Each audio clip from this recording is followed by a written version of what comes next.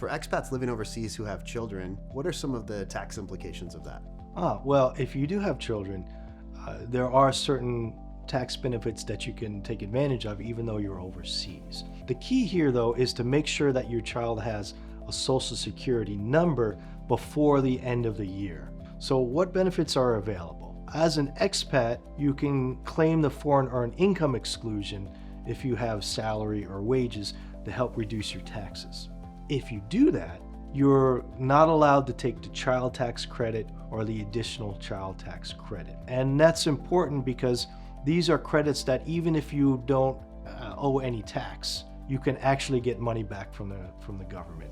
Generally, in those situations, for taxpayers that live in high tax countries like the UK, we tell them not to claim the Foreign Earned Income Exclusion. Instead, claim a foreign tax credit.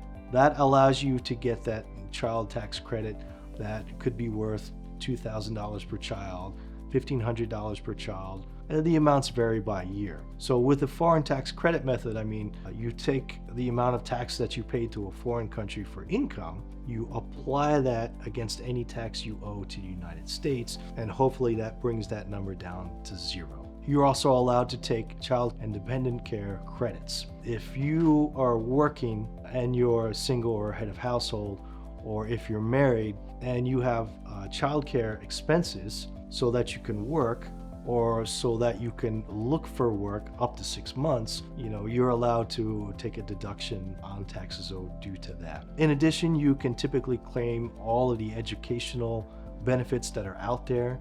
Having children while being overseas can limit you for certain credits, but you are allowed to claim additional credits, like the child tax credit, and that can actually give you cash back every year to help pay for raising your children.